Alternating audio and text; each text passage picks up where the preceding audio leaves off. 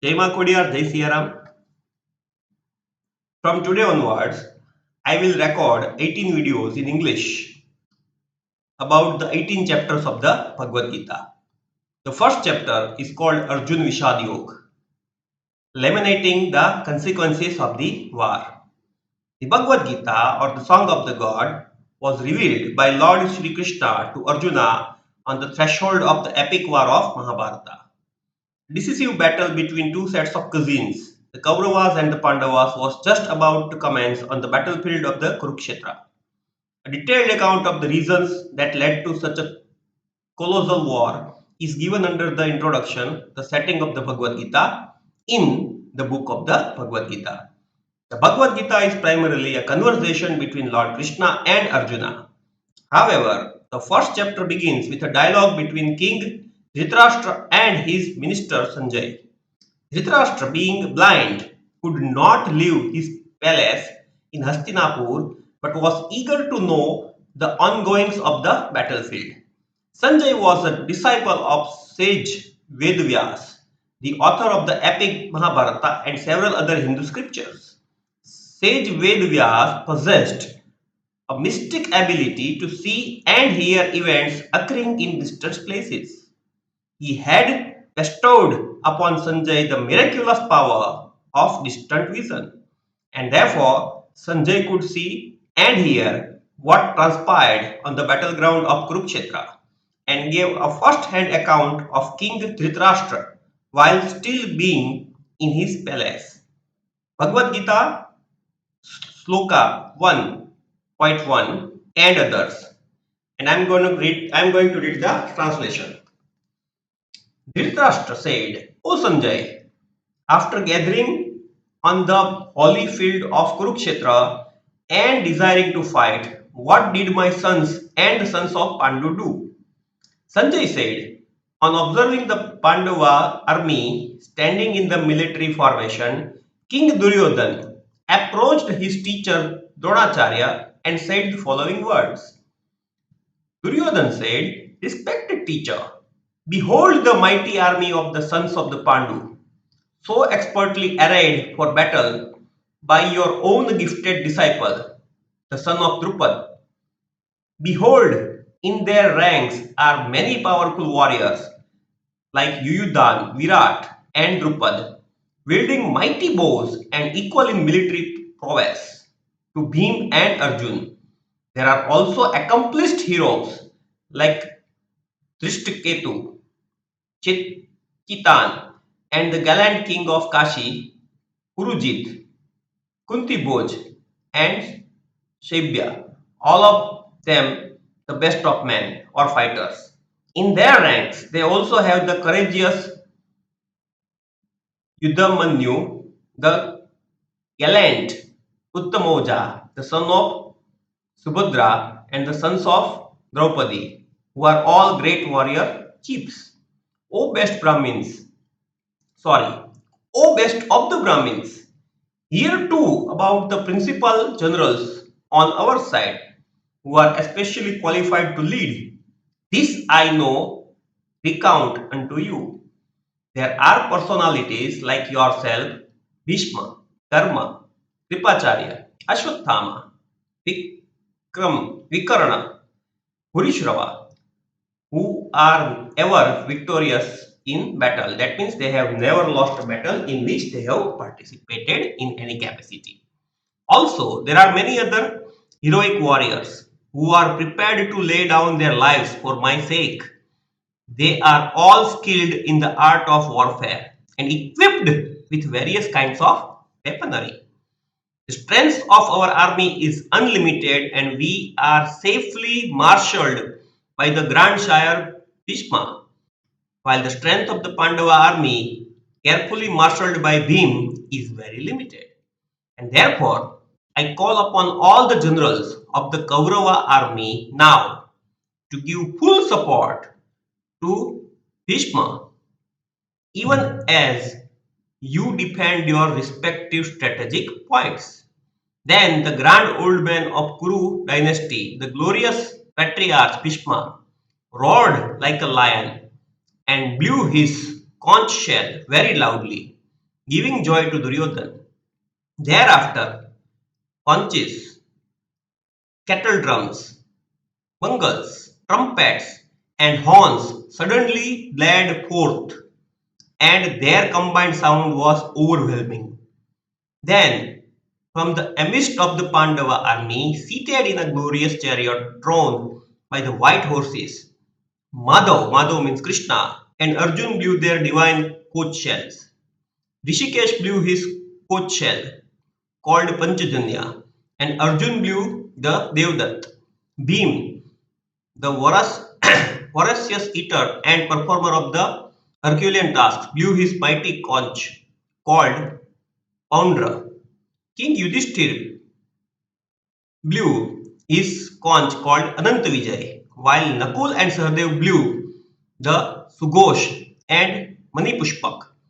The excellent archer and king of Kashi, the great warrior Shikhandi, Drishtadumya, Virat, and invincible Satyaki, Drupad, and five sons of Draupadi, and the mighty armed Abhimanyu, son of Subhadra, all blew their respective conch shells, O ruler of the earth.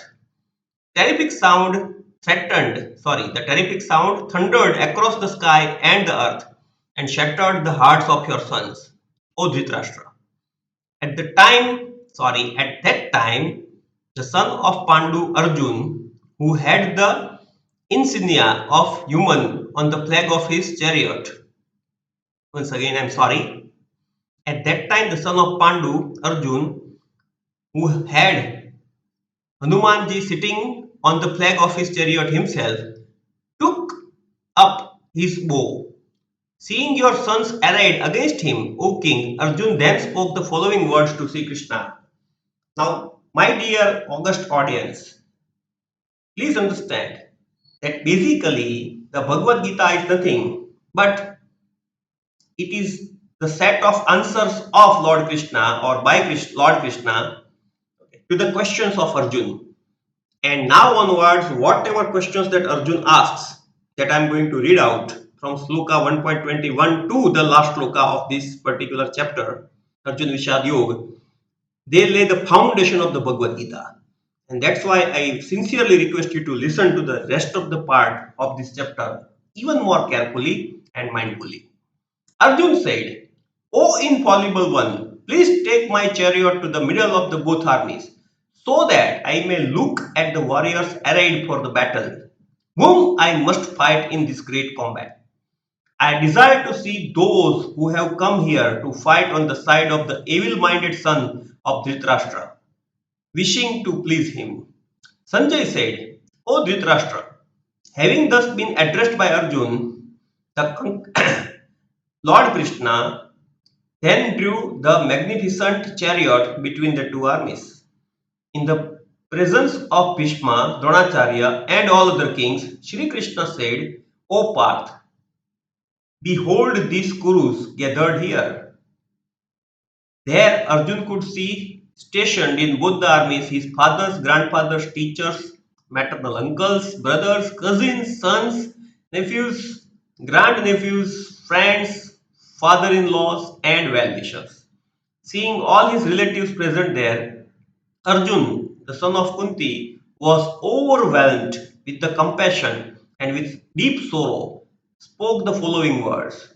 Arjun said, O Krishna, seeing my own kinsmen arrayed for battle here and intent on killing each other, my limbs are giving way and my mouth is drying up.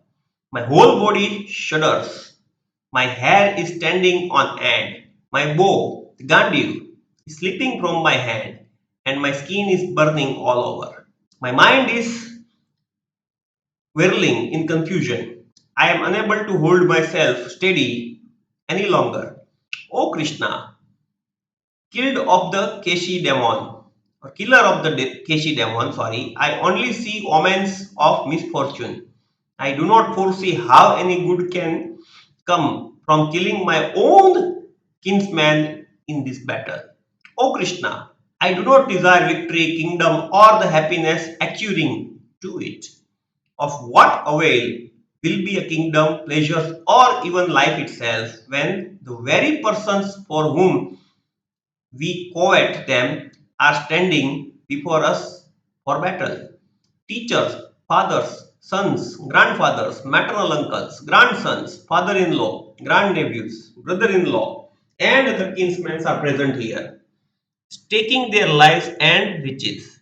O Madhusudan, I do not wish to slay them.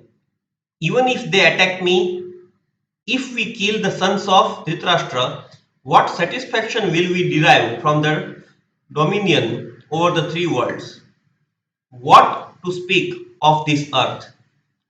O maintainer of all living entities, what pleasure will we derive from killing the sons of Dhritarashtra? Even though they may be aggressors, sin will certainly come upon us if we slay them. Hence, it does not behoove us to kill our own cousins, the sons of Dhritarashtra and friends. O Madhav Krishna, how can we hope to be happy by killing our own kinsmen? Their thoughts are overpowered by greed and they see no wrong in annihilating their relatives or wreaking treachery upon friends. Yet, O Krishna, why should we, who can clearly see the crime in killing our kindred or our near and dear ones, not turn away from this sin? When a dynasty is destroyed, its traditions get vanquished, and the rest of the family becomes involved in irreligion. With the preponderance of vice, O Krishna, the women of family become immoral. From the immorality of women, O descendant of Vrishni, unwanted progeny are born. An increase in unwanted children results in hellish life both for family and for those who destroyed the family. Deprived of sacrificial offerings, the ancestors of such corrupt families also fall. Through the evil deeds of those who destroy the family tradition and thus give rise to unwanted progeny, a variety of social and family welfare activities are ruined. O Krishna, O Janardhan, I have heard from the learned that those who destroy family tradition dwell in hell for an indefinite period of time. Alas, how strange it is that we have set our mind to perform this great sin with horrifying consequences. Driven by the desire for kingly pleasures, we are intent on killing our own kinsmen. It would be better if, with the weapons in hand, the sons of Dhritarashtra kill me unarmed and unresisting on the battlefield. Sanjay said, speaking thus, Arjuna cast aside his bow and arrows and sank into the seat of this chariot. His mind is in distress and overwhelmed with grief. Now, my dear audiences, let me put in some commentary from my side. Please understand this is my commentary and it will definitely be biased because I will have my biases, although I would try to control them as much as possible. This conversation, according to me, is also very symbolic in nature. It is a metaphor of the fact that we all are Arjunas. We all have our battlefields in our day to day life, every minute, every hour, every day, every month, every week, and every year. We all are looking for answers. The answers are not coming easy. Our questions are the same questions that of Arjuna. And definitely, there is one Lord Krishna inside us who is trying to answer those questions. It is up to us if we really would like to listen to those answers and more than listening to those answers, put them into our life's practices.